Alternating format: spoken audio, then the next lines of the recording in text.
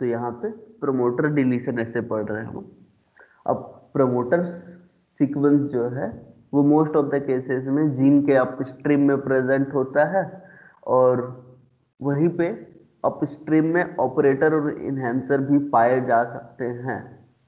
Promoter deletion ऐसे वाला जो एक्सपेरिमेंट होता है वो ये पता करने के लिए होता है कि तुम्हारा ये जो जीन है उस जीन से कितने अपस्ट्रीम में ऑपरेटर सीक्वेंस प्रेजेंट है और कितने अपस्ट्रीम में इन्हांसर सीक्वेंस प्रेजेंट है।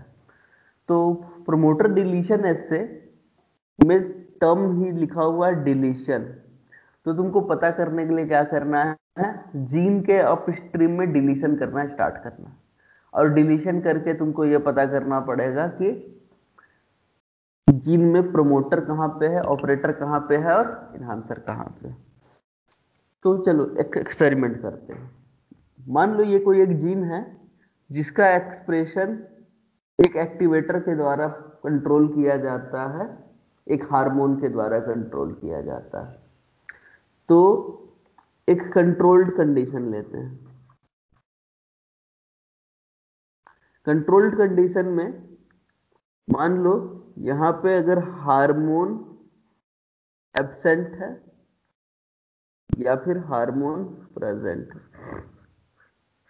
जब हार्मोन एब्सेंट होता है उस केस में बेसल लेवल ऑफ ट्रांसक्रिप्शन चल रहा होता है। तो हार्मोन के एब्सेंट में भी जो बेसल लेवल ऑफ ट्रांसक्रिप्शन है वो कितना है, 10 ट्रांसक्रिप्ट पर सेकेंड बन रहा है। लेकिन जैसे ही हार्मोन हम देते हैं ये यहां पे 100 गुना ज्यादा एक्टिवेशन हो जाता है और हर सेकेंड में 1000 ट्रांसक्रिप्ट बनने लग जाते हैं।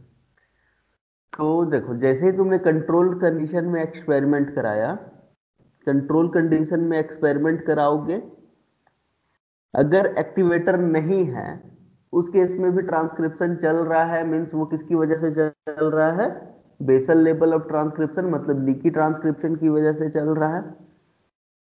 लेकिन जैसे ही हार्मोन आता है वो बेसल लेवल ऑफ ट्रांसक्रिप्शन के रेट को इंक्रीज करा देता है। ठीक ऐसे ही एक्सपेरिमेंट का तुम 3 रेप्लिका लगाओगे। क्यों 3 रेप्लिका लगाओगे, ताकि तुम लोगों को कंफर्म पता चल जाए कि हाँ यही बात है कि दूसरी बात है। तो तुम इस एक्सपेरिमेंट का 10 रेप्लिका लगाए तो हार्मोन के एब्सेंट में 10 ट्रांसक्रिप्ट पर मिनट ही रहा, जबकि कहीं पे 1-2 ट्रांसक्रिप्ट पर सेकेंड जो है वो आगे पीछे देखने को मिल सकते हैं। उससे कोई फर्क नहीं पड़ता है। कुल मिला के तुम ये मान सकते हो कि हार्मोन के एब्सेंट में लीकी ट्रांसक्रिप्शन हो रहा है जिसमें 10 ट्रांसक्रिप्ट पर सेकेंड बन रहे हैं, जबकि हार्मोन के प्रेजेंस में एक्सप्रेशन का लेवल 100 गुना बढ़ गया है और 100 गुना बढ़ने की वजह से 1000 ट्रांसक्रिप्ट पर सेकेंड में बनना स्टार्ट हो जाते हैं। अब क्या करना स्टार्ट करो, तुम डिलीशन करना स्टार्ट कर सकते हो। तो चलो अब यहां से हम क्या करते हैं, डिलीशन करना स्टार्ट करते हैं। पहला डिलीशन हम लोग क्या कर रहे हैं, हम लोग -1000 सीक्वेंस से -500 तक का जो सीक्वेंस होता है उसको डिलीट कर दिए। -500 से -1000 का मतलब तो समझ में आ रहा होगा कि जहां से जीन होता है उसको कहा जाता है जीरो, और जीन से अप स्ट्रीम में तुम चलते जाओगे तो वो सीक्वेंस कहलाता है माइनस न्यूक्लियोटाइड। माइनस से रिप्रेजेंट करते हैं। तो हमने क्या किया है, -1000 से लेके -500 बेस पेयर, यानी कि जीन है, जीन से 500 बेस पेयर पहले से लेके 1000 बेस पेयर पहले का सीक्वेंस को हमने डिलीट कर दिया। और डिलीट करने के बाद हमने क्या देखा कि ट्रांसक्रिप्शन का जो रेट है उस पर कोई ज्यादा फर्क नहीं पड़ा। ट्रांसक्रिप्शन पे कोई ज्यादा फर्क नहीं पड़ा है। रिजल्ट क्या निकला, रिजल्ट ये निकला कि हार्मोन के एब्सेंट में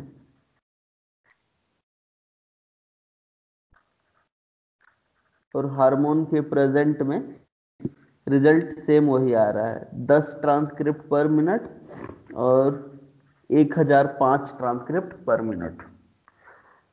तो इसे क्या पता चला? इससे ये पता चल रहा है हम लोग को कि जब हम लोग -1000 से -500 बेस पेयर के सीक्वेंस को डिलीट करते हैं तो उस डिलीशन का ट्रांसक्रिप्शन के रेट पे कोई फर्क नहीं पड़ता है, रिजल्ट से पता चल रहा है। फिर हमने क्या किया, इसको छोड़ा और आया दूसरे एक्सपेरिमेंट पे। दूसरे एक्सपेरिमेंट में हमने क्या किया, -500 से लेके -400 बेस पेयर का सीक्वेंस जो है उसको डिलीट कर दिया और -500 से लेके -400 का सीक्वेंस को जब डिलीट किया तो हमारा रिजल्ट कुछ ऐसा आ रहा है, हार्मोन के प्रेजेंस में और हार्मोन के एब्सेंस में।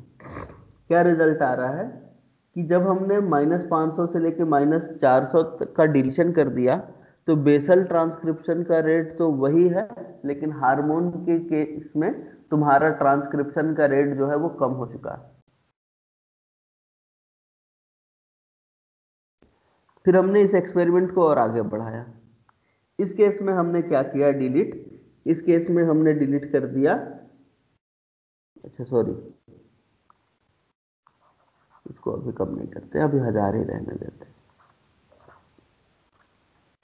-500 से 400 डिलीट किया, रिजल्ट में कोई चेंज नहीं आया। फिर एक काम करते हैं, हम लोग यहाँ पे डिलीशन करते हैं। डिलीशन कहाँ कर रहे हैं, -400 से लेके -300 बेस पेयर का डिलीशन कर दे रहे हैं।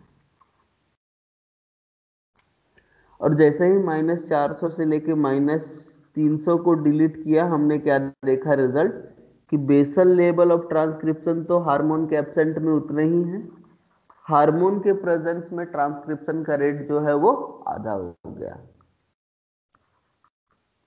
अब हमने क्या किया, डिलीशन कर दिया -300 से लेके -200 बेस पेयर के ऊपर,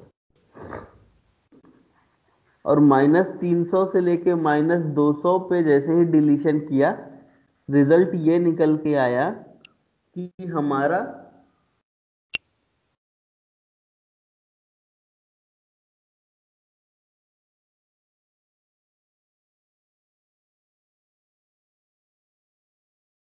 -300 से -200 तक जब हमने डिलीट किया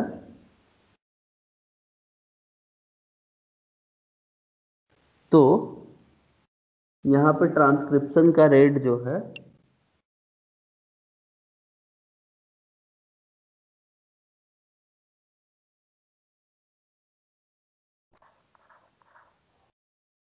हार्मोन के प्रेजेंस में क्या देखने को मिल गया,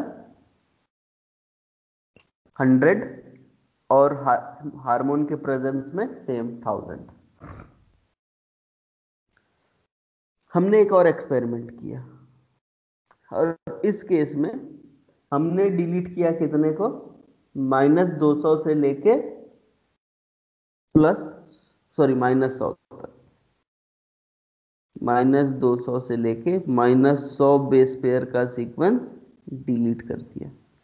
और डिलीट करने के बाद जो रिजल्ट निकल के आया वो रिजल्ट कुछ ऐसा था।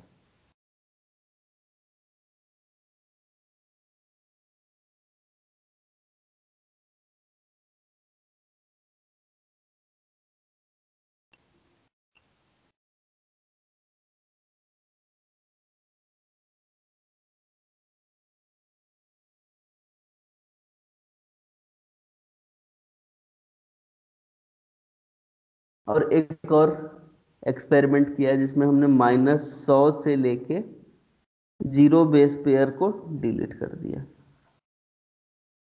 रिजल्ट निकल के आ रहा है कुछ ऐसा।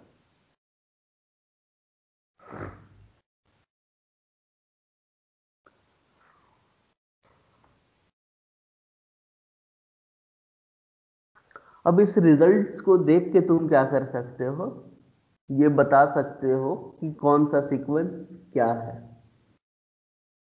जैसे कि तुमने पहले 3 एक्सपेरिमेंट करके ये तो पता लगा लिया था कि बेसल लेवल पे ट्रांसक्रिप्शन का रेट जो है वो कितना है,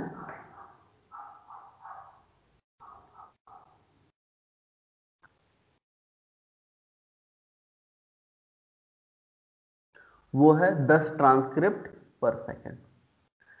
हार्मोन के प्रेजेंस में, मतलब एक्टिवेटर के प्रेजेंस में, ये बेसल लेवल ऑफ ट्रांसक्रिप्शन बढ़ के हो जाता है 1000 ट्रांसक्रिप्ट पर सेकेंड। अब जहां पे भी जब बेसल लेवल ऑफ ट्रांसक्रिप्शन 10 है और हार्मोन डालने के बाद एक्सप्रेशन का लेवल 1000 हो गया है, तो वहां पे कोई फर्क पड़ा नहीं है। जैसे कि पहला केस देखो, जब तुमने 1000 से लेके 500 बेस पेयर का डिलीशन किया, हार्मोन के एब्सेंट में अभी भी 10 और हार्मोन के प्रेजेंस में अभी भी 1000 ट्रांसक्रिप्ट का फॉर्मेशन हो रहा है। मीन्स 1000 से लेके 500 बेस पेयर का जो सीक्वेंस है वो रेगुलेटरी सीक्वेंस है ही नहीं, क्योंकि अगर रेगुलेटरी सीक्वेंस होता तो फिर यहाँ पे ट्रांसक्रिप्शन का रेट क्या हो जाता, चेंज हो जाता। सेम वैसे ही -500 से लेके -400 तक जब हमने डिलीट किया, तो हार्मोन के एब्सेंट में और हार्मोन के प्रेजेंस में ट्रांसक्रिप्शन के रेट पे कोई फर्क पड़ा नहीं है। मीन्स ये भी जो है वो रेगुलेटरी सीक्वेंस नहीं है। लेकिन जब हमने 400 से लेके 300 तक का डिलीशन किया, डिलीशन किसका किया, -400 से लेके -300, तो हम लोग को दिख रहा है कि बेसल रेट ऑफ ट्रांसक्रिप्शन तो उतना ही है, लेकिन हार्मोन के प्रेजेंस में ट्रांसक्रिप्शन का रेट क्या हो चुका है, कम हो चुका है। अब ऐसा कैसे हो सकता है, कौन सा सीक्वेंस डिलीट कर दिया जाए तो हार्मोन के कारण तुम्हारा जीन का एक्सप्रेशन नहीं हो पा रहा उतने स्पीड से जितने स्पीड से होना चाहिए। तो अब 2 ही सीक्वेंस हो सकता है, सॉरी 3 सीक्वेंस हो सकता है, या तो ऑपरेटर हो सकता है, या तो इन्हांसर हो सकता है, या तो प्रमोटर हो सकता है। अब पहला केस लो, अगर ये सीक्वेंस प्रमोटर होता और उसमें डिलीशन हो जाता तो ट्रांसक्रिप्शन का रेट 0 हो जाना था। जैसे कि यहाँ पे तुमको दिख रहा है, जब हमने -100 से लेके 0 बेस पेयर में डिलीशन किया, ट्रांसक्रिप्शन का रेट लगभग क्या हो चुका है, 0 हो चुका है। मीन्स ये सीक्वेंस जो है वो प्रमोटर का सीक्वेंस है। ठीक, तो तुम्हारा प्रमोटर कहाँ पे प्रेजेंट है, -100 से 0 के बीच में प्रेजेंट, क्योंकि उसी को डिलीट करने के बाद तुम्हारा ट्रांसक्रिप्शन का रेट जो है वो 0 हो गया। अब यहाँ पे 2 ही चीजें बचती हैं, एक या तो यहाँ पे क्या हो सकता है, ऑपरेटर हो सकता है, या तो फिर यहाँ पे इन्हांसर हो सकता है। अब ऑपरेटर है कि इन्हांसर है, अब देखो, तो तुमको अगर इसका काम पता हो, ऑपरेटर वो सीक्वेंस होता है जिसके ऊपर कौन आके बाइंड करता है, रिप्रेशर, और इन्हांसर वो सीक्वेंस होता है जिसके ऊपर बाइंड करता है एक्टिवेटर। अगर ऑपरेटर डिलीट हो जाता तो रिप्रेसर हट जाता, रिप्रेसर बाइंड ही नहीं कर पाता, तो बेसल लेवल ऑफ ट्रांसक्रिप्शन इतना कम होना ही नहीं चाहिए था। जबकि अगर इन्हांसर डिलीट हो जाएगा तो इन्हांसर डिलीट होने के कारण एक्टिवेटर बाइंड नहीं करेगा, और एक्टिवेटर कौन था यहाँ पे, हार्मोन था। अब हार्मोन जब यहाँ पे क्या हो गया है, प्रेजेंस है, तो भी हम लोग उतना मैक्सिमम रेट का ट्रांसक्रिप्शन अचीव नहीं कर पा रहे हैं जितना नॉर्मली होता है। मतलब जाहिर सी बात है, ये सीक्वेंस कौन सा सीक्वेंस है, this sequence is enhancer sequence. क्या है ये, हमारा -400 से लेके -300 के बीच में इन्हांसर सीक्वेंस है। वो डिलीट हो गया तो हार्मोन के प्रेजेंस में भी हम लोग मैक्सिमम रेट ऑफ ट्रांसक्रिप्शन को अचीव नहीं कर पा रहे हैं। फिर हम लोग पहुंचे कहां पे, -300 से लेके -200 बेस पेयर पे आए, और -300 से 200 बेस पेयर में जैसे ही हम लोग पहुंचे, हमने देखा कि बेसल लेवल ऑफ ट्रांसक्रिप्शन का रेट ही ज्यादा हो गया। अब ये तो तभी हो सकता है जब रिप्रेशर में डिलीशन हो। जब रिप्रेशर डिलीट हो जाएगा तो रिप्रेशर बाइंड ही नहीं करेगा, बेसल लेवल ऑफ ट्रांसक्रिप्शन जो है वो ज्यादा हो जाएगा। और हार्मोन जब रहेगा तो एक्टिवेटर बाइंड करके वो मैक्सिमम रेट ऑफ ट्रांसक्रिप्शन तक उसको पहुंचा देगा। तो -300 से लेके -200 के बीच में कौन प्रेजेंट है? तुम्हारा रिप्रेसर प्रेजेंट। उसके बाद ये -200 से लेके -100 बेस पेयर का जो सीक्वेंस है उसमें फिर क्या हुआ है? हार्मोन के प्रेजेंस में रेट ऑफ ट्रांसक्रिप्शन जो है वो क्या हो गया है? कम हो गया है। मीन्स जाहिर सी बात है ये भी कौन सा सीक्वेंस है? इन्हांसर सीक्वेंस है। इस तरीके से तुम बता सकते हो कि कौन सा सीक्वेंस यहाँ पे यूज हो रहा है। इन्हांसर, रिप्रेशर, सॉरी रिप्रेशर नहीं, ऑपरेटर सीक्वेंस बोलेंगे ना इसको। तो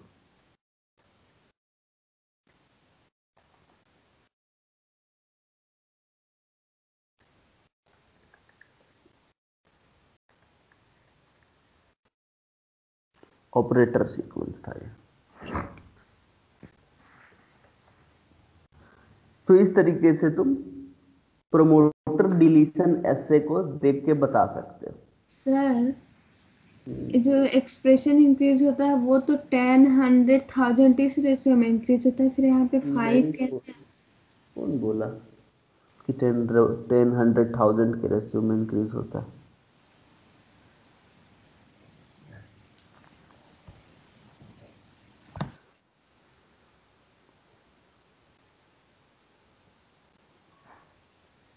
इसे ये देख के पता चल रहा है कि हम लोग के पास दो इन्हांसर हैं। एक इन्हांसर यहाँ पे है, मतलब अब हम लोग चाहें तो जीन को आराम से बना सकते हैं। चलो बना के दिखाता हूं मैं कि जीन कैसा है।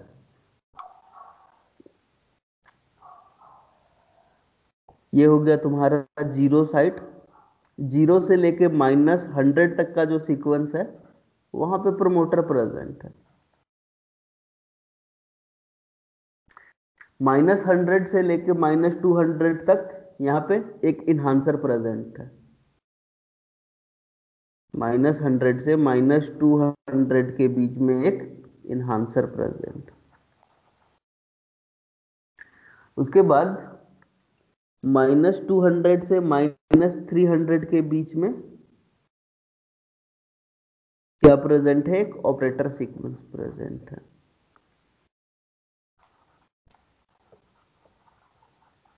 उसके बाद -300 से -400 तक जो है हमारा एक और इन्हांसर प्रेजेंट है।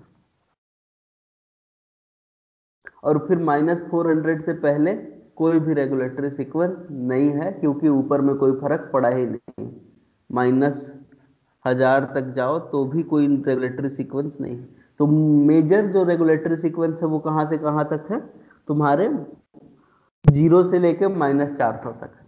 अब इसको ये देख के समझ में आ रहा है कि हम लोग के पास दो इन्हांसर सीक्वेंस है। एक इन्हांसर सीक्वेंस -100 से 200 के बीच में है, और एक इन्हांसर जो है वो -300 से लेके -400 के बीच में है। अब ये जो -300 से 400 के बीच में जो देख रहे हो तुम लोग, तो वो ट्रांसक्रिप्शन का रेट को कितना गुना बढ़ा रहा है? बेसल है 10, ट्रांसक्रिप्शन का रेट को ये कितना बढ़ा रहा है? 50 गुना बढ़ा रहा है। तब तो यहाँ पे 10 से 500 ट्रांसक्रिप्शन हुआ था। और ये जो हमारा -200 से लेके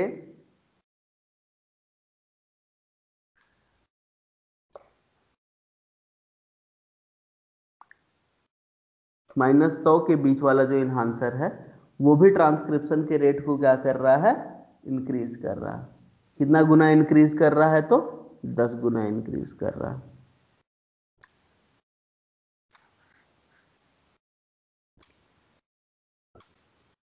ऑपरेटर का रिप्रेशन देखोगे तो ऑपरेटर जो है वो अगर रिप्रेस नहीं करता तो 10 गुना और ज्यादा रिप्रेशन देखने को मिल जाता। सॉरी, 10 गुना और ज्यादा एक्टिवेशन देखने को मिल जाता है, क्योंकि बेसल लेवल पे ही 100 ट्रांसक्रिप्ट बन जाते। तो यहाँ पे हम लोगों का जो प्रमोटर है उसके साथ दो इन्हांसर अटैच्ड है और एक ऑपरेटर प्रेजेंट है।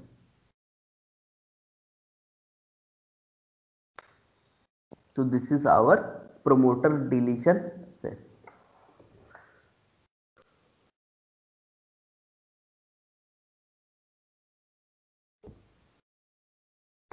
तो तुमको बस ये चीज देखना है कि डिलीट क्या हो रहा है और डिलीट करने की वजह से प्रभाव किसके ऊपर पड़ रहा है, बेसल लेवल के ऊपर कि मैक्सिमम लेवल के ऊपर। उस तरीके से तुम बता सकते हो कि वहां पे सीक्वेंस कौन सा, ऑपरेटर है कि इन्हांसर है कि क्या है।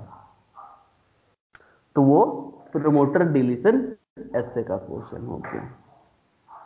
अब एक और टॉपिक पे आ जाते हैं, वो है प्रोटीन प्रोटीन इंटरेक्शन।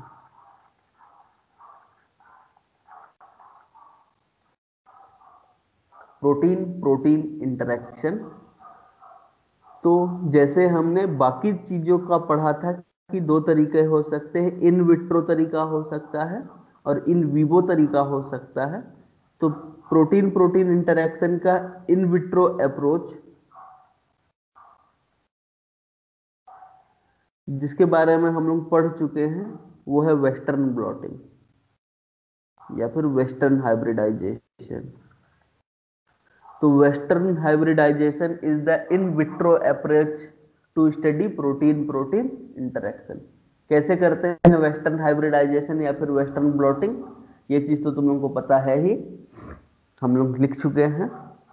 हम लोग सीधा सीधा इन विवो अप्रोच पे आते हैं।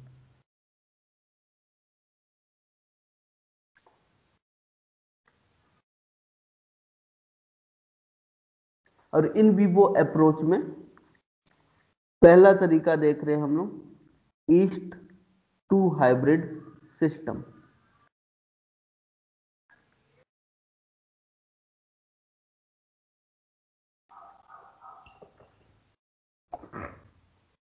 इन विवो अप्रोच में पहला तरीका हम लोग देख रहे हैं और वो है तुम्हारा ईस्ट टू हाइब्रिड सिस्टम। अब ईस्ट टू हाइब्रिड सिस्टम का यूज हम लोग किस लिए कर सकते हैं, प्रोटीन प्रोटीन इंटरेक्शन स्टडी के लिए।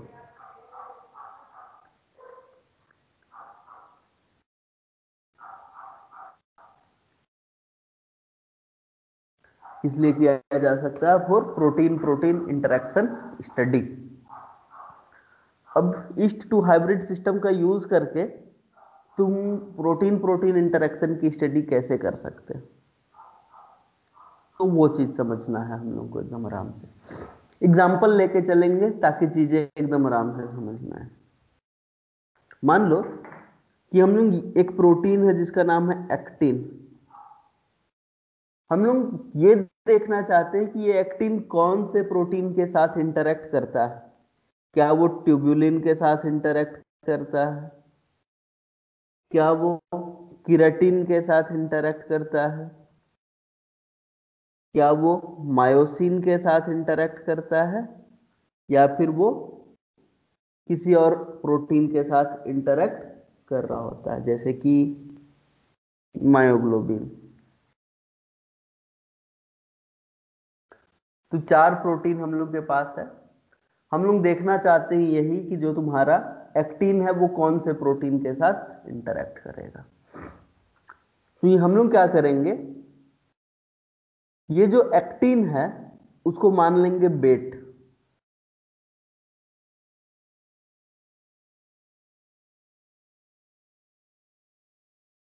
और ये जो चार प्रोटीन दिख रहे हैं जो तुम्हारे ऑप्शन है, इनको मान लेंगे हम लोग प्रे।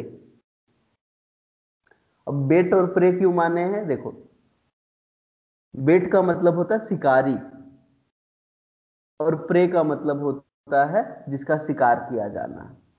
तो यहाँ पे हमारा जो शिकारी है यानी कि जो एक्टिन है उसके पास चार ऑप्शन है कि इनमें से तुम किसको खाना चाहोगे। चार प्रे का ऑप्शन है।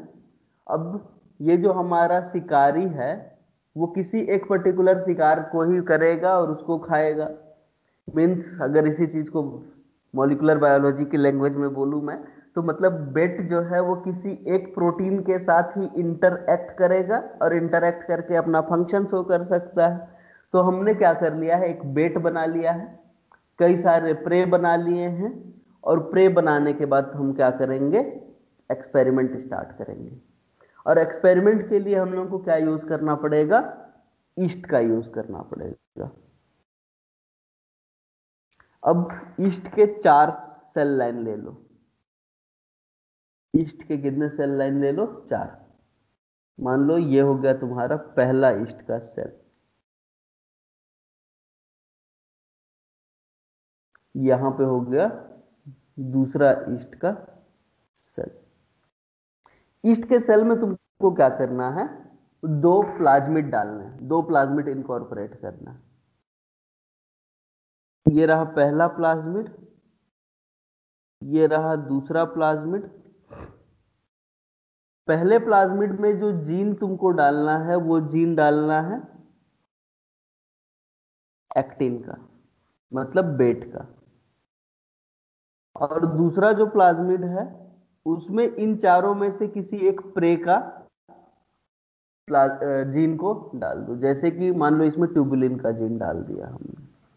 और एक्टिन जो है वो अकेले नहीं है, हमने फ्यूजन प्रोटीन बनाया। एक्टिन को किसके साथ जोड़ दिया है, एक्टिवेटर के साथ। एक्टिन के साथ एक्टिवेटर का फ्यूजन प्रोटीन है।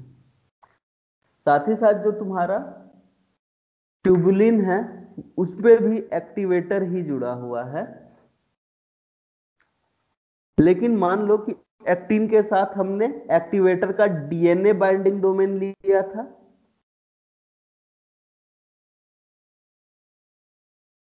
और यहां पे ट्यूबुलिन के साथ एक्टिवेटर का ट्रांस एक्टिंग डोमेन लिया था।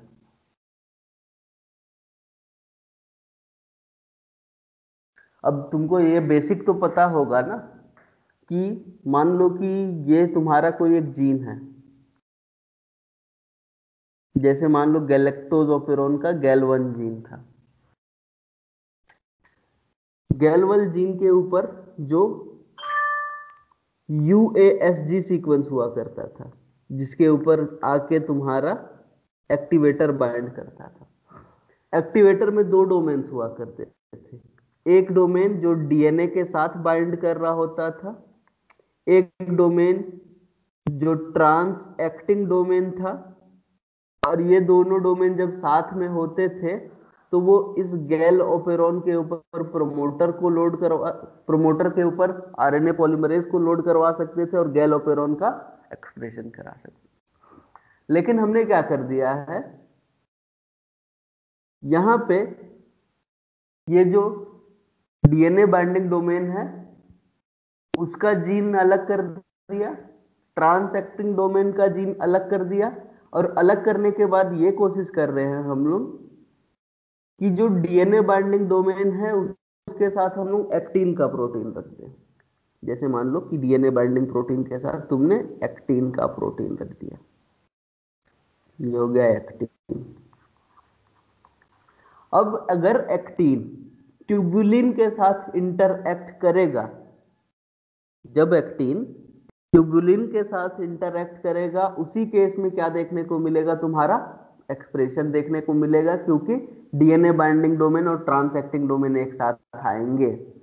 लेकिन अगर एक्टिन ट्यूबुलिन के साथ इंटरएक्ट नहीं करेगा तो तुम्हारा डीएनए बाइंडिंग डोमेन और ट्रांस एक्टिंग डोमेन एक साथ नहीं आ पाएंगे और एक्सप्रेशन नहीं देखने को मिल पाएगा।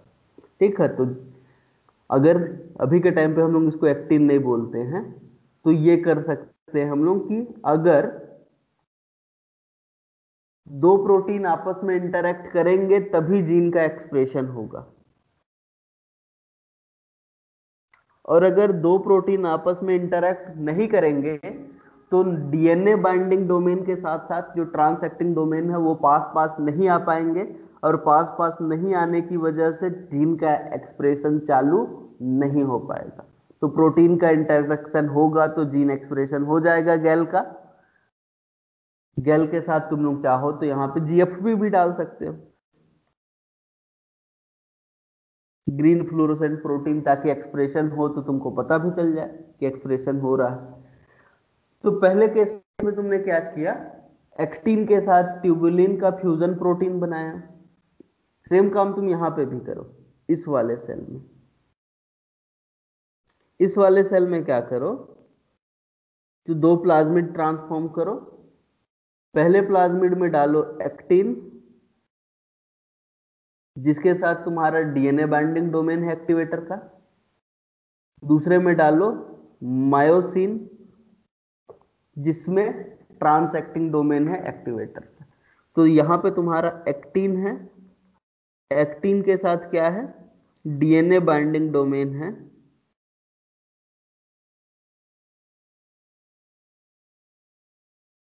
एक्टिवेटर का। सेम यहां पे क्या देखने को मिल रहा है तुमको, मायोसिन है, उसके साथ ट्रांस एक्टिंग डोमेन है एक्टिवेटर का।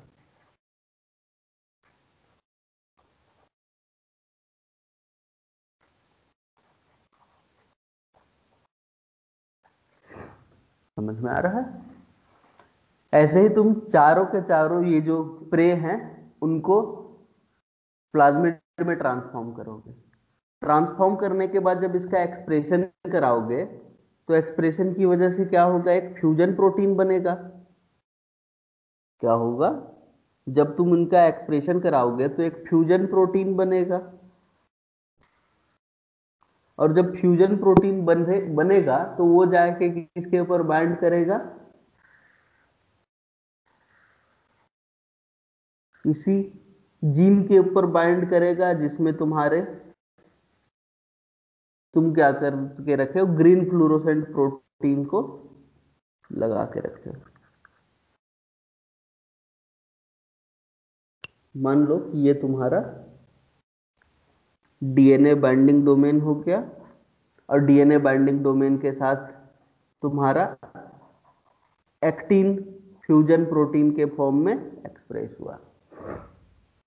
सेम वहीं पे तुम्हारा डीएनए बाइंडिंग डोमेन के अलावा ट्रांस एक्टिंग डोमेन है। ट्रांस एक्टिंग डोमेन के साथ कौन एक्सप्रेस हुआ है, तो ट्रांस एक्टिंग डोमेन के साथ ट्यूबुलिन प्रोटीन एक्टिवेट हुआ, मतलब एक्सप्रेस हुआ। ये रहा तुम्हारा ट्यूबुलिन प्रोटीन।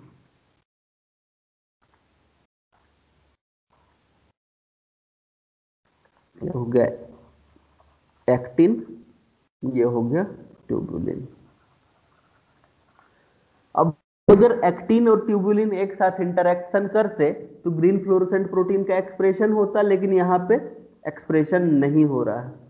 इससे क्या समझ में आ रहा है, इससे यह समझ में आ रहा है कि एक्टिन और ट्यूबुलिन एक दूसरे के साथ इंटरेक्ट नहीं करते हैं। सेम यहां पे क्या हुआ है, डीएनए बाइंडिंग डोमेन, उसके साथ कौन एक्सप्रेस हुआ है, एक्टिन एक्सप्रेस हुआ है। वहीं पे तुम्हारा ट्रांस एक्टिंग डोमेन है, और ट्रांस एक्टिंग डोमेन के ऊपर कौन बाइंड है, तो हमारा मायोसिन बाइंड है। और ये मायोसिन जो है वो किसके साथ इंटरेक्ट कर रहा है, एक्टिन के साथ इंटरेक्ट कर रहा है। और जैसे ही इंटरेक्शन हुआ, ग्रीन फ्लोरोसेंट प्रोटीन का एक्सप्रेशन तुमको देखने को मिल जाएगा।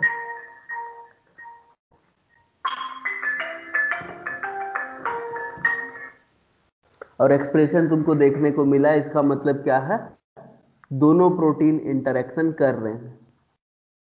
यहाँ पे बेट एंड प्रे के बीच में नो इंटरेक्शन है, तभी नो एक्सप्रेशन हो रहा है। बेट और प्रे के बीच में कोई इंटरेक्शन नहीं था, इसीलिए यहाँ पे क्या देखने को मिला, एक्सप्रेशन नहीं देखने को मिला।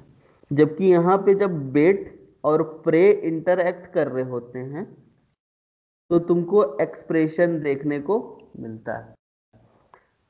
तो जब भी तुम ईस्ट टू हाइब्रिड सिस्टम करोगे तो सेम यही काम कर लो, बेट और प्रे बना लो, और बेट और प्रे बनाने के बाद उसको फ्यूजन प्रोटीन बना लो एक्टिवेस्टर का डीएनए बाइंडिंग और ट्रांस एक्टिंग डोमेन के साथ, और फिर उसको ग्रीन फ्लोरोसेंट प्रोटीन के जीन को एक्सप्रेस होने के लिए दे दो। अगर दो प्रोटीन आपस में इंटरेक्ट करेंगे तो फिर तुम्हारा जीएफपी का एक्सप्रेशन हो जाएगा, और दोनों इंटरेक्ट नहीं करेंगे तो फिर जीएफपी का एक्सप्रेशन नहीं होगा। और इसको देख के तुम लोग बता सकते हो कि कौन से दो प्रोटीन इंटरेक्ट कर रहे हैं या फिर नहीं कर रहे हैं। कहानी समझ में आ गया है?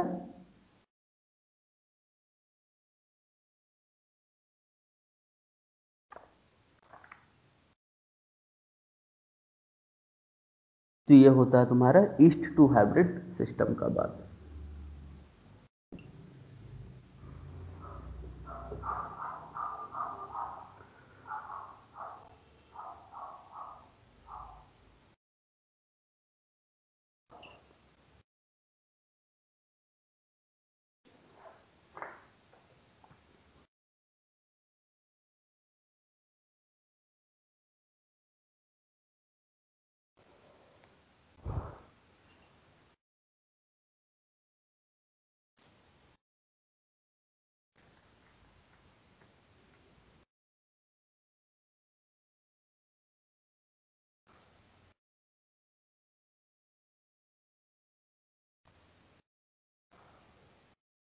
हो गया ये?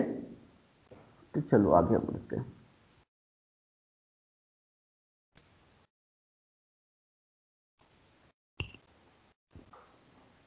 तो ये था पहला इन विवो तरीका जिससे तुम पता लगा सकते हो कि दो प्रोटीन इंटरेक्ट कर रहे हैं कि नहीं, वो था H2 हाइब्रिड सिस्टम।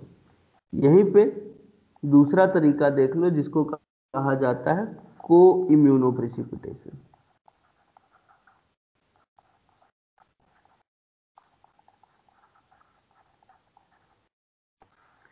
को इम्यूनो प्रेसिपिटेशन,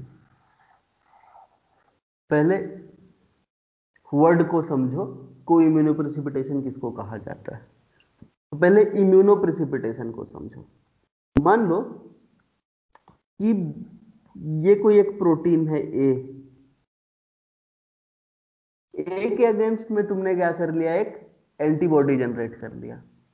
तो जैसे ही तुम ए के अगेंस्ट में एंटीबॉडी जनरेट करोगे, ए एंटीबॉडी जो है वो ए के साथ क्या कर देंगे, जाएंगे आके बाइंड कर जाएंगे।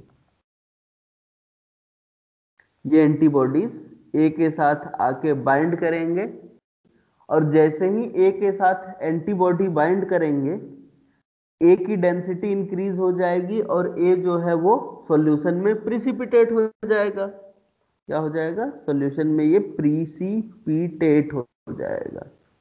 अब यहां पे ए का प्रिसिपिटेशन किसके द्वारा कराया गया, एंटीबॉडी का यूज करके कराया गया। तो इस तरीके का प्रिसिपिटेशन जो है वो कहलाता है इम्यूनो प्रिसिपिटेशन। क्या कहा जाता है इसको, इम्यूनो प्रिसिपिटेशन। लेकिन मान लो एक ऐसा सिचुएशन था कि ये जो ए प्रोटीन है, ये ए प्रोटीन एक और प्रोटीन के साथ इंटरेक्ट कर रहा होता है। ए प्रोटीन किसी बी प्रोटीन के साथ इंटरेक्ट कर रहा होता है, लेकिन अभी भी एंटीबॉडी जो है हमने किसके अगेंस्ट बनाया है, ए के अगेंस्ट में बनाया है। तो ये एंटीबॉडीज जाके किससे बाइंड कर जाएंगे, ए के साथ बाइंड कर जाएंगे, जिसके कारण उसकी डेंसिटी इंक्रीज होगी और ए के साथ ही साथ बी भी क्या हो जाएगा, प्रिसिपिटेट हो जाएगा। क्योंकि ए और बी क्या कर रहे थे, इंटरएक्ट कर रहे थे। भले ही एंटीबॉडी हमने ए के अगेंस्ट में जनरेट की थी, लेकिन बी ए के साथ इंटरैक्ट कर रहा है, इसीलिए ए और बी दोनों प्रिसिपिटेट हो जाएंगे साथ साथ। तो जब भी दो लोग साथ साथ प्रिसिपिटेट होंगे तो उसको क्या कहा जाएगा, को प्रिसिपिटेशन कहा जाएगा। और यहां पे भी हमने एंटीबॉडी का यूज किया है, तो इसको हम क्या कह सकते हैं, को इम्यूनो प्रिसिपिटेशन कह सकते हैं।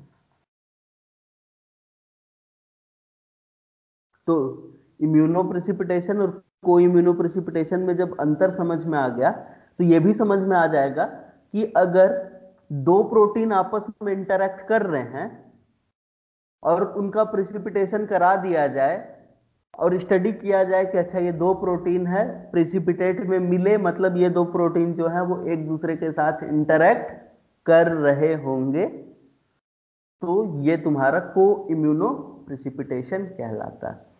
ठीक, तो इसको एक सिंपल से एग्जांपल से समझते हैं। हम लोग क्या करते हैं, एक एक्सपेरिमेंट कराते हैं।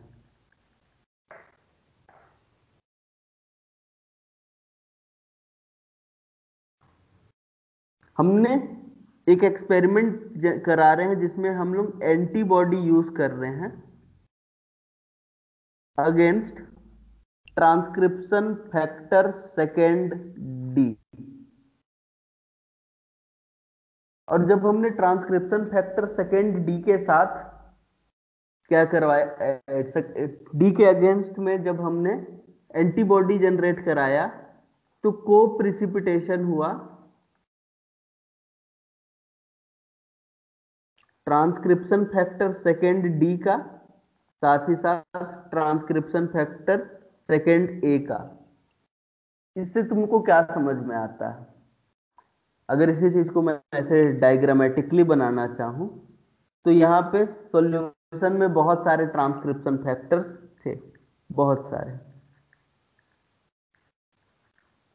हमने यहां पे सॉल्यूशन के अंदर एंटीबॉडी डाला और ये एंटीबॉडी किसके अगेंस्ट था, ट्रांसक्रिप्शन फैक्टर सेकेंड डी के अगेंस्ट में था, और कुछ ट्रांसक्रिप्शन फैक्टर्स जो है वो प्रिसिपिटेट हो गए, नीचे जम गया के। अब सिंपल सा बात मेरे को बताओ, यहां पे हमने एंटीबॉडी किसके अगेंस्ट लिया है? ट्रांसक्रिप्शन फैक्टर सेकेंड डी के अगेंस्ट में लिया है, तो प्रिसिपिटेट होना चाहिए था ट्रांसक्रिप्शन फैक्टर सेकेंड डी को ओनली, लेकिन डी के साथ साथ प्रिसिपिटेट में ए भी मिल रहा है। इससे क्या अंदाजा लगा सकते हो तुम? यही अंदाजा लगाया जा सकता है कि ट्रांसक्रिप्शन फैक्टर सेकेंड डी जो है वो ए के साथ इंटरैक्ट कर रहा था, इसीलिए दोनों का प्रिसिपिटेशन हो गया। यस और नो? तो इससे तुमको क्या पता चल जाएगा कि यहां पे ट्रांसक्रिप्शन फैक्टर सेकेंड डी लिया, डी के साथ ए भी प्रिसिपिटेट हो गया। ऐसे ही तुम लोग क्या कर सकते हो, बहुत सारा एक्सपेरिमेंट कर सकते हो। कैसे एक्सपेरिमेंट कर सकते हो? तो देखो, सॉल्यूशन में तुम क्या करो, अलग अलग तो एक्सपेरिमेंट करना सिखाता हूं मैं तुमको। तो तुम सॉल्यूशन लो,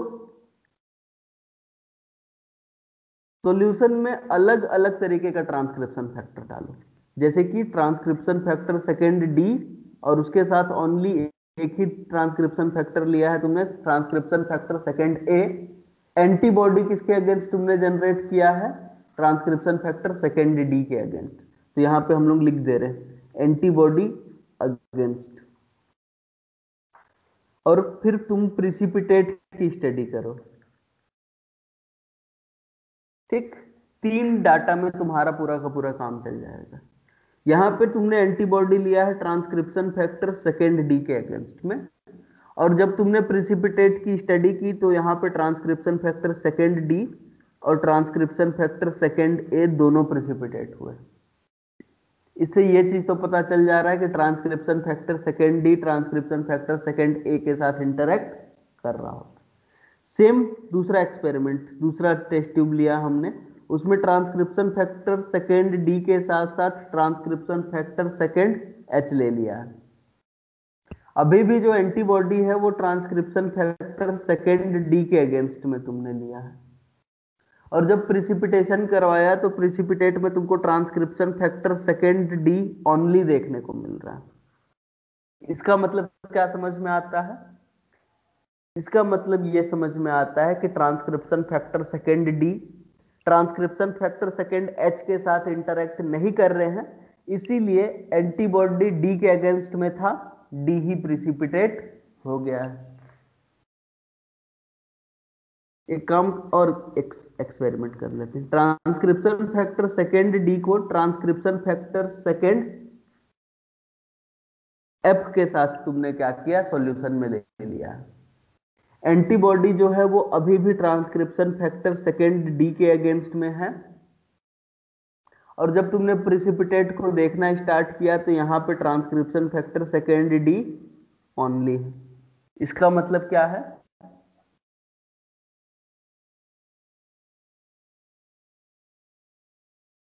कि ट्रांसक्रिप्शन फैक्टर सेकेंड एफ जो है वो डी के साथ इंटरैक्ट नहीं कर रहा है।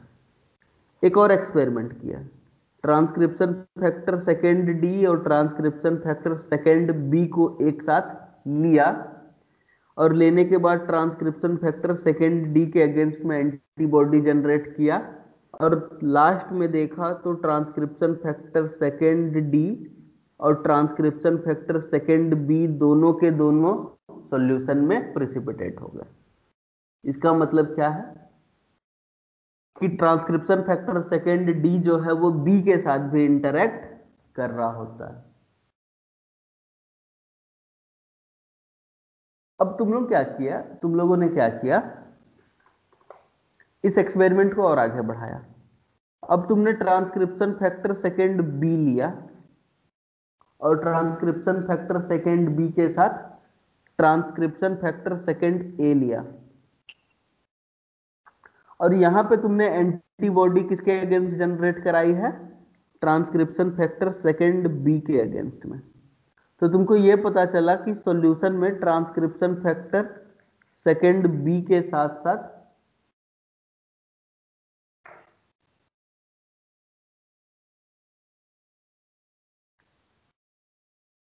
ट्रांसक्रिप्शन फैक्टर सेकेंड बी ही क्या हुआ है, प्रिसिपिटेट हुआ है।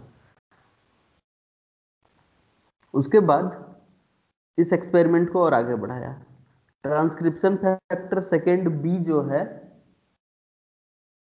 वो, उसको तुमने लिया ट्रांसक्रिप्शन फैक्टर सेकेंड एच के साथ,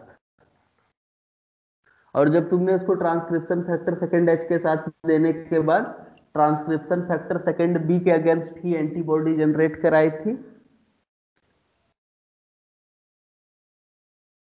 only transcription factor second B ही तुमको सॉल्यूशन में नीचे प्रिसिपिटेट मिला देखने को।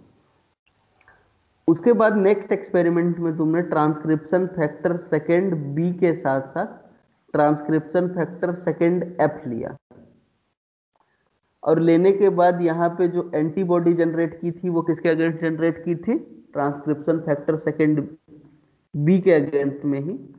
तो यहाँ पे ट्रांसक्रिप्शन फैक्टर सेकेंड बी के साथ साथ ट्रांसक्रिप्शन फैक्टर सेकेंड एफ भी जो है वो प्रिसिपिटेट हो गया है। अब इस एक्सपेरिमेंट को और थोड़ा सा आगे नहीं बढ़ाते, यहीं पे रोक देते हैं। अब इतना सारा डाटा है, कितने डाटा मिल रहे हैं तुमको, 1 2 3 4 5 6 7। इतने डाटा को देख के तुम क्या क्या कंक्लूजन निकाल सकते हो?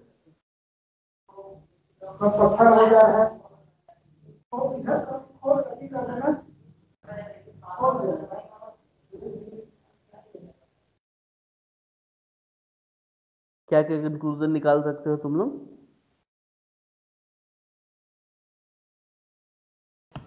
ट्रांसक्रिप्शन फैक्टर सेकेंडरी जो है वो ए के साथ इंटरेक्ट कर रहा है, और डी जो है वो बी के साथ भी इंटरेक्ट कर रहा है। बी जो है वो बी जो है वो एफ के साथ इंटरेक्ट कर रहा है। तो यहाँ से ये चीज पता चल गया कि जो हमारा ट्रांसक्रिप्शन फैक्टर सेकेंड डी जो होता है वो ए के साथ भी इंटरेक्ट कर रहा है और बी के साथ भी इंटरेक्ट कर रहा है। लेकिन क्या ये जो बी वाला है वो ए के साथ इंटरेक्ट कर रहा है? तो आंसर निकल के आता है नहीं, ए के साथ वो इंटरेक्ट नहीं कर रहा। मतलब दोनों प्रोटीन जो है वो अलग अलग तरफ अरेंज है। डी ए के साथ भी इंटरेक्ट कर रहा है और बी के साथ भी इंटरेक्ट कर रहा है, लेकिन ए और बी एक दूसरे के साथ इंटरेक्ट नहीं कर रहे हैं। ये चीज तुमको कहां से देख के पता चलेगी? यहां से। मतलब दोनों अलग अलग डायरेक्शन में। अब फिर जब हमने बी को देखा तो वो बी किसके साथ इंटरेक्ट कर रहा है? बी इंटरेक्ट कर रहा है एफ के साथ।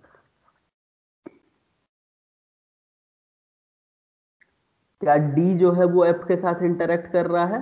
आंसर निकल के आ जाएगा तुम्हारा खुद का कि डी जो होता है वो एफ के साथ इंटरेक्ट नहीं कर रहा होता। इस तरीके से तुम बता सकते हो कि कौन सा प्रोटीन किसके साथ इंटरेक्ट कर रहा है। डी जो है वो ए और बी दोनों के साथ इंटरेक्ट कर रहा है, बी जो है वो डी और एफ दोनों के साथ इंटरेक्ट कर रहा है, ए ओनली डी के साथ इंटरेक्ट कर रहा है, एफ ओनली बी के साथ इंटरेक्ट कर रहा है। इस तरीके से तुम बहुत सारे एक्सपेरिमेंट करके ये बता सकते हो कि कौन सा प्रोटीन किसके साथ इंटरेक्ट कर रहा होता है। ठीक, तो ये हो जाता है तुम्हारा को प्रिसिपिटेशन ऐसे। क्वेश्चन भी बन सकता है, ए बी सी डी ऐसे प्रोटीन का नाम लिख दे देगा, फिर लास्ट में को प्रिसिपिटेशन कराएगा। को प्रिसिपिटेशन में जो दो प्रोटीन एक साथ प्रिसिपिटेट हो रहे होंगे वो दो प्रोटीन आपस में इंटरेक्ट कर रहे होंगे। फिर इंटरेक्शन बनाने के बाद ये भी देखते जाना कि दो प्रोटीन अगर एक साथ इंटरेक्ट कर रहे हैं एक ही प्रोटीन से, तो क्या वो दोनों प्रोटीन एक दूसरे के साथ इंटरेक्ट कर रहे हैं क्या?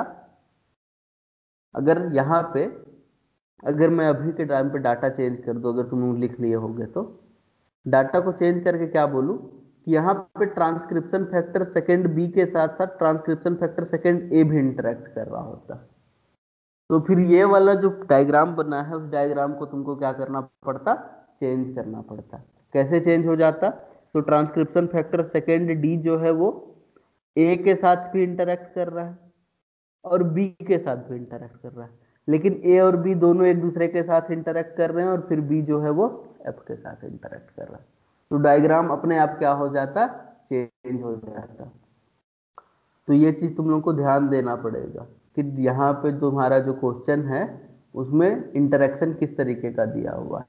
सभी इंटरेक्शन को लो, जब तुम सेटिस्फाई होते हो तो तुम अपने आप बता सकते हो कि कौन सा प्रोटीन किसके साथ इंटरेक्ट कर रहा है। तो दिस इज को प्रिसिपिटेशन।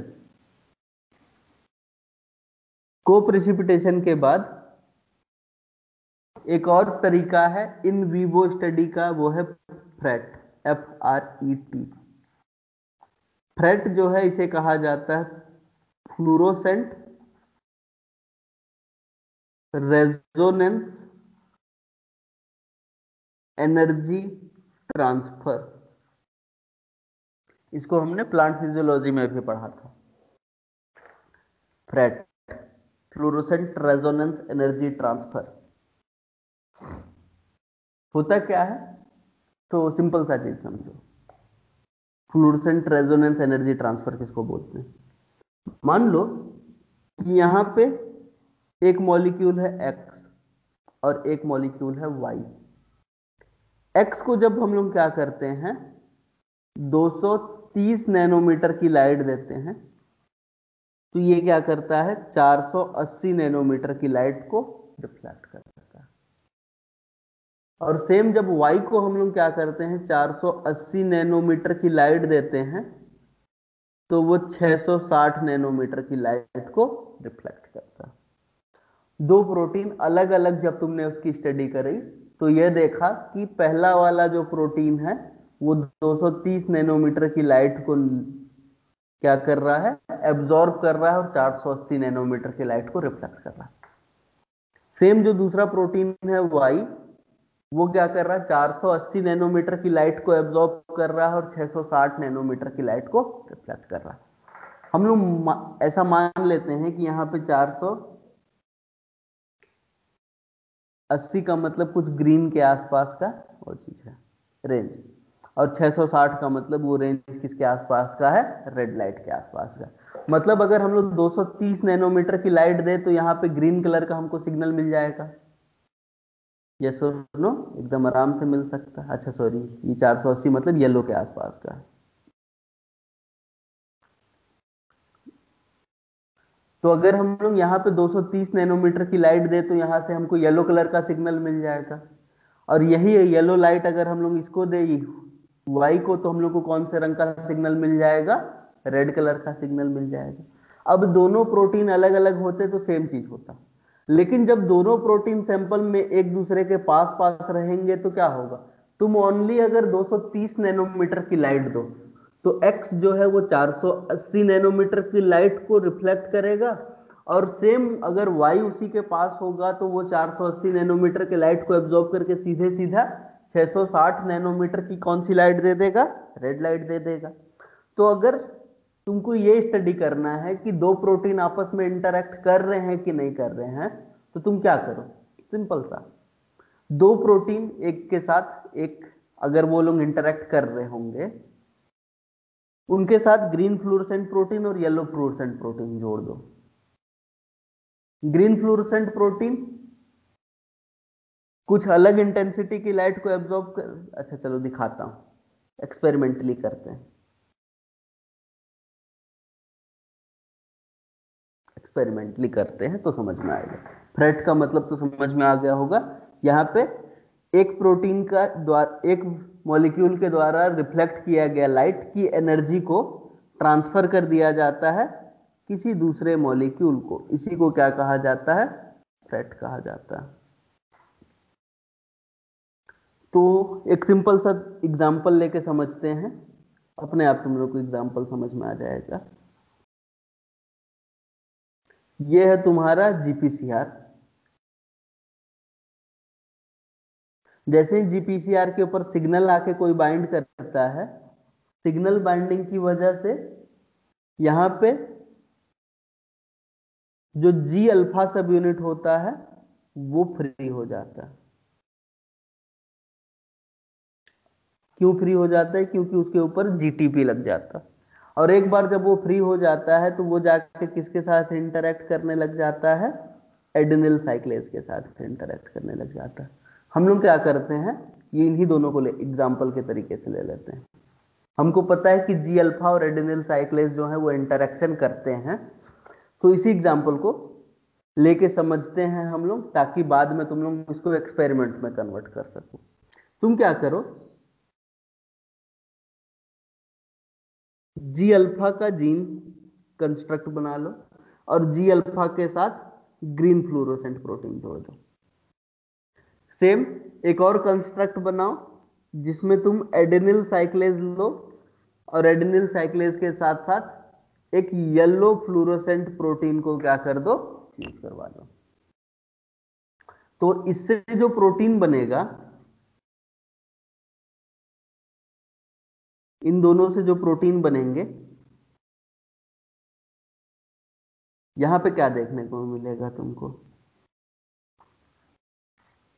ये तुम्हारा जी प्रोटीन हो गया,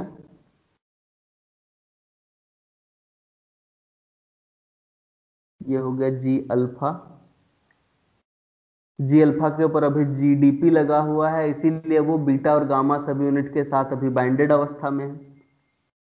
और यहां पे तुम्हारा एडेनिल साइक्लेज पड़ा हुआ है।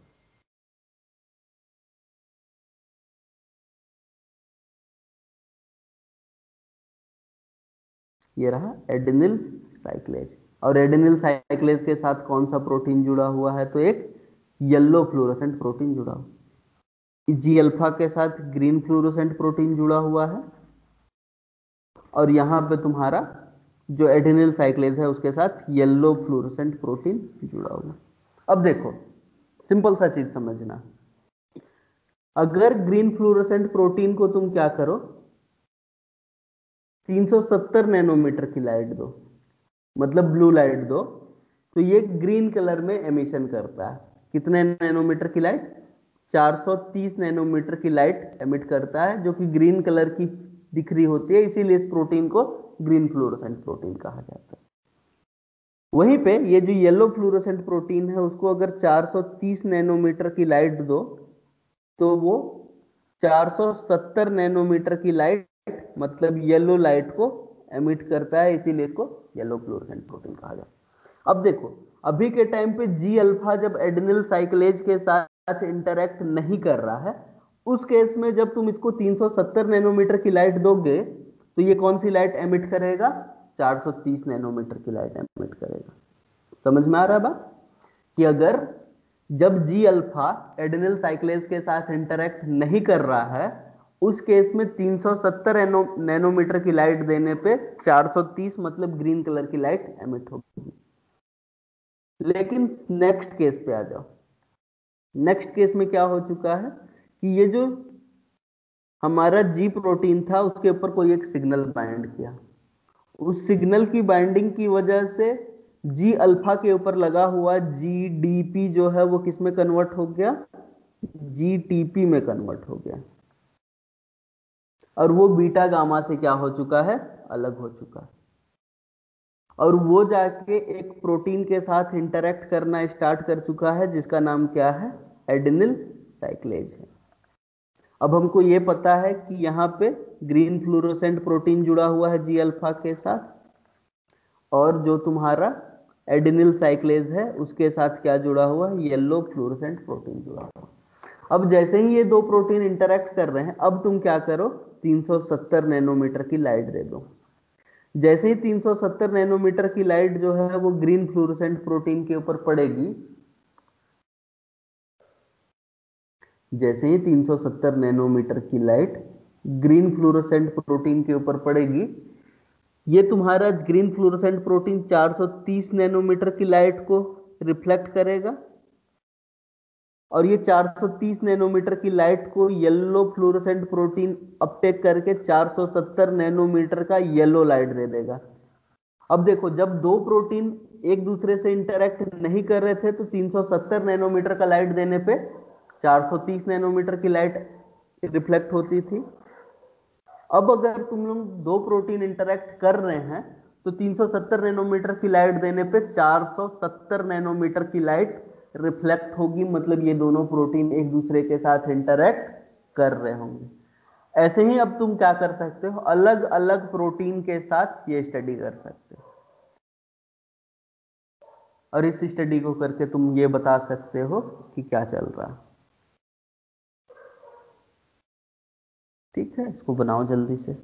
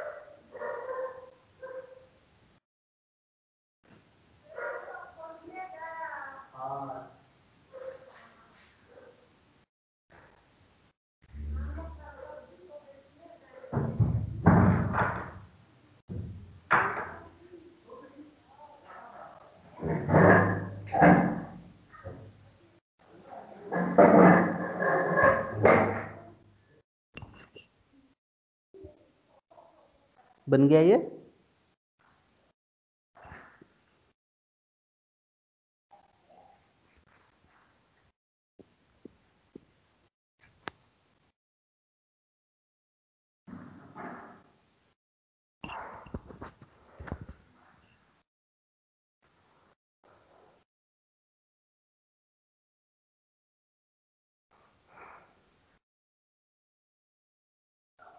बन गया क्या ये? सर तो चलो देखते हैं तुम लोगों को कॉन्सेप्ट समझ में आया कि नहीं आया। मान लो कि हमारे पास 4 प्रोटीन थे, ए, एक्स, वाई और जेड। हमको ये पता था कि ये जो ए प्रोटीन है वो एक्स, वाई या फिर जेड, इन तीनों में से किसी एक प्रोटीन से इंटरेक्ट कर रहा है।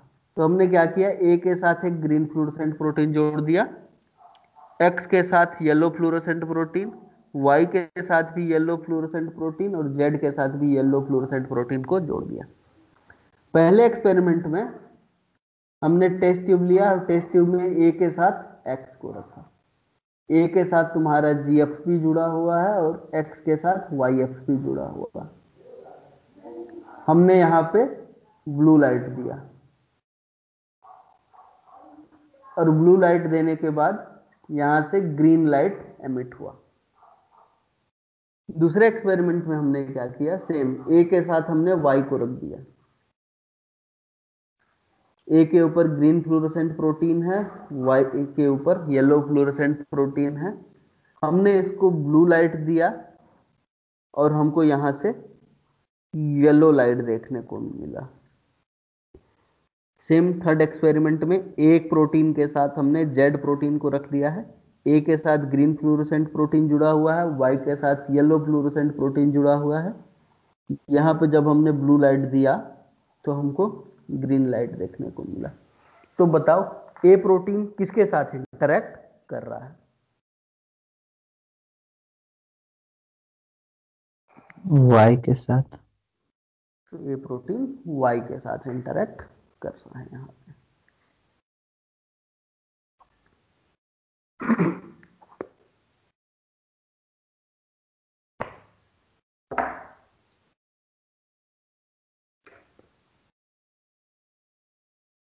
ये हो गया तुम्हारा इन वीवो स्टडी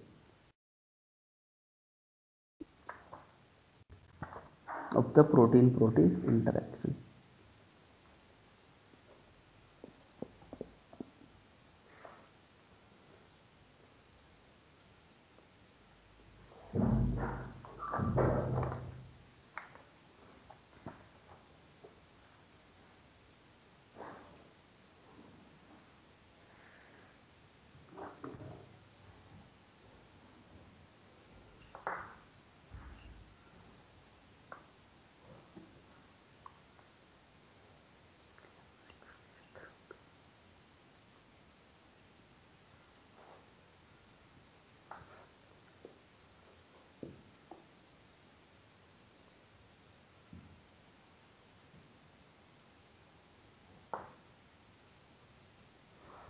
तो ये हो गया तुम्हारा पूरा का पूरा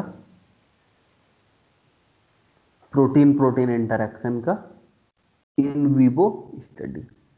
एक और एक्सपेरिमेंट करा लेते हैं जिसको कहा जाता है पुल डाउन ऐसे।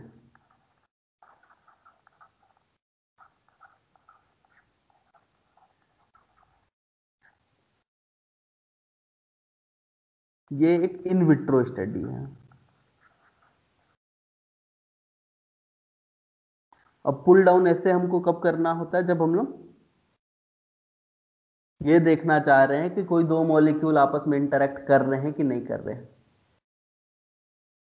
कैसे? तो एफिनिटी क्रोमेटोग्राफी याद है?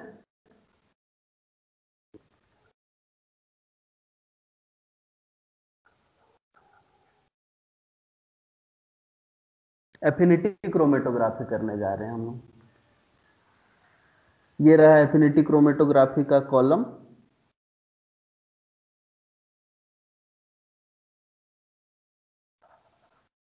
और इस कॉलम के अंदर हमने क्या किया हुआ है, कुछ बीड डाले हुए हैं।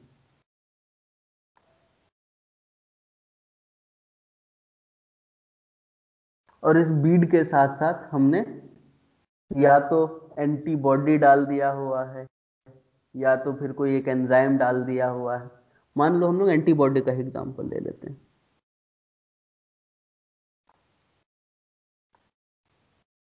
बीड के साथ हम लोग क्या किए हुए हैं, एंटीबॉडी को एडजॉर्ब करवा के रखवा दिए हैं। अब यहां पे कुल 6 तरीके के प्रोटीन हैं।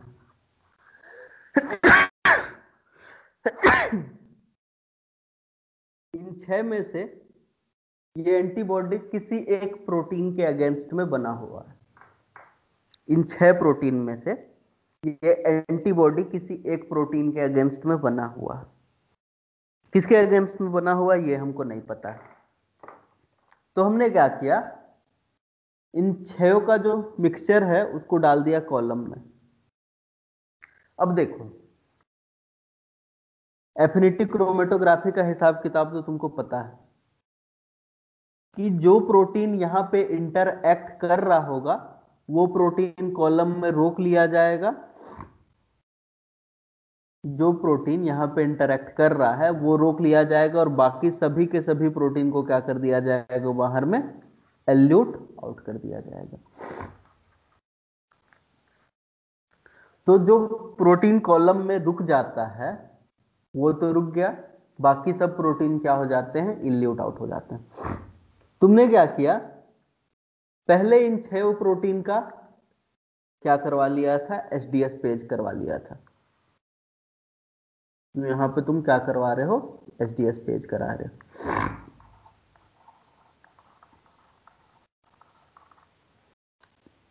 छह के 6 प्रोटीन का तुमने क्या कर लिया था, एचडीएस पेज कराया था। और तुमको कुछ ऐसा बैंड मिला था।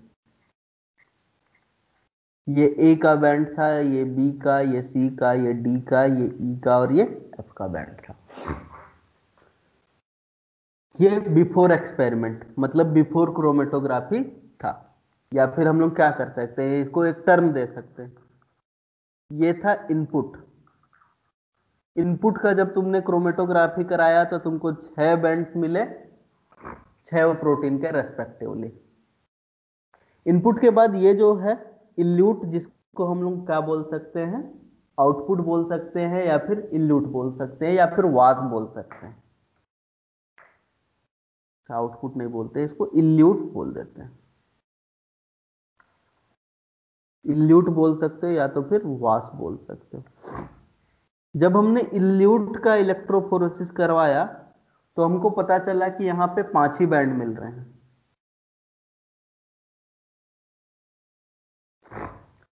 फिर क्या हो जाता है तुम्हारा, कॉलम के अंदर एक प्रोटीन रुक गया है। कॉलम के अंदर एक प्रोटीन अभी भी रुका हुआ है। तो तुम एचडीएस पेज देख के बता सकते हो कि कौन सा प्रोटीन रुका हुआ है। कौन सा प्रोटीन रुका हुआ है अंदर में, बी। बी प्रोटीन रुका हुआ है। कैसे बता सकते हो कि बी ही रुका हुआ है? क्योंकि बी का बैंड नहीं है। क्योंकि बी का बैंड इल्यूट में नहीं है। बी कहाँ पे है? बी तुम्हारे कॉलम के अंदर फंसा हुआ है। तो ये चीज तो तुम बता सकते हो कि इनपुट और आउटपुट को जब हमने कंपेयर किया तो बी का बैंड एब्सेंट था, मतलब बी जो है वो इल्यूट में नहीं आया। इनपुट में तो गया था क्योंकि इनपुट में बी का बैंड है, लेकिन इल्यूट में बी नहीं आया, इसका मतलब बी ही है। अब ये जो प्रोटीन यहाँ पे बाइंडेड है ये बी ही है, ये कंफर्म करना पड़ेगा हमको। अब ये कंफर्म करने के लिए ये जरूरी है कि एंटीबॉडी से इस प्रोटीन को अलग किया जाए। तो तुम क्या करोगे? सॉल्ट का कॉन्सेंट्रेशन अब इंक्रीज करना स्टार्ट करोगे और इंक्रीज करके उसको सोल्यूशन में डालना स्टार्ट करोगे, तो फिर तुम्हारा ये प्रोटीन भी क्या हो जाएगा? बाहर आ जाएगा। अब ये जो एक्सपेरिमेंट तुम कर रहे हो इसको बोलते हैं हम लोग वॉश आउट करना। वॉश आउट करना या फिर पुल आउट करना।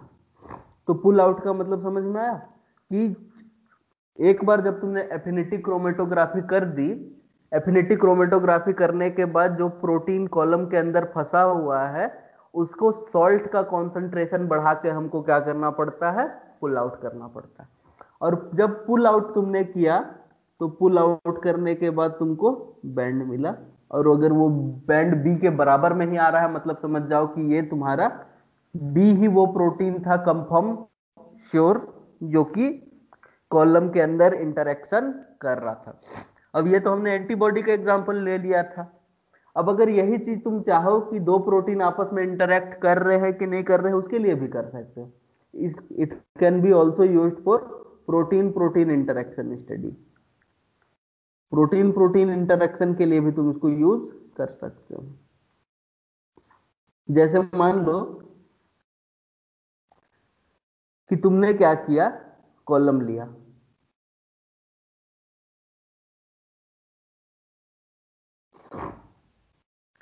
अब वही तुम्हारे पास फिर से मान लेते हैं कुछ 4-5 तरीके के प्रोटीन दे देते हैं तुमको।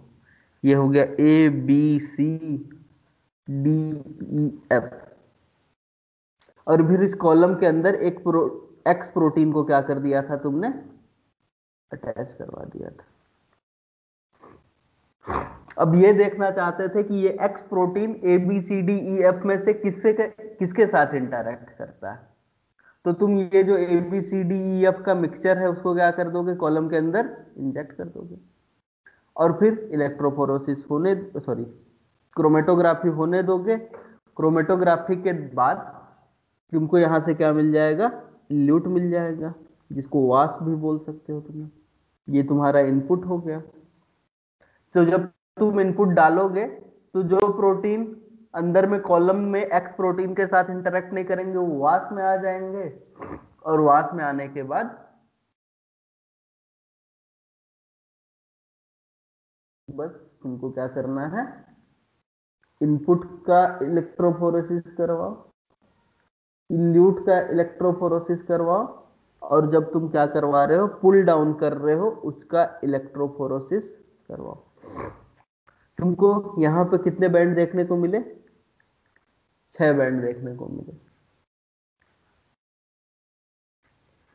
जब इल्यूट कराया तुमने तो एक बैंड जो था वो गायब था, और जब तुमने पुल डाउन कराया तो वो बैंड वापस आ गया।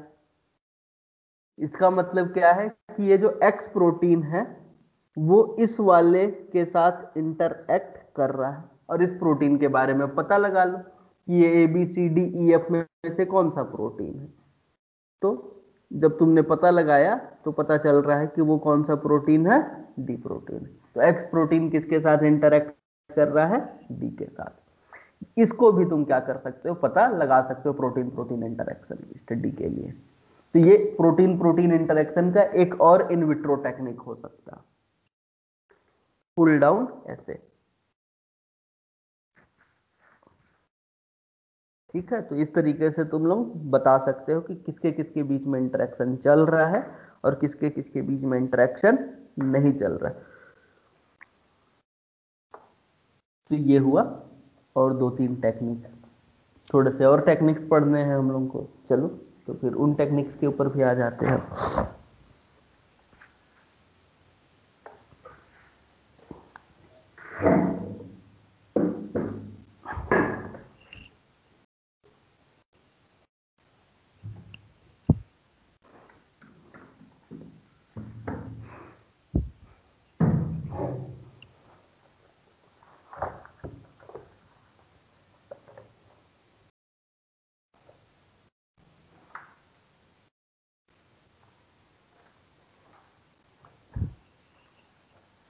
चलो नेक्स्ट टेक्निक का नाम डालो सेंट्रीफ्यूगेशन।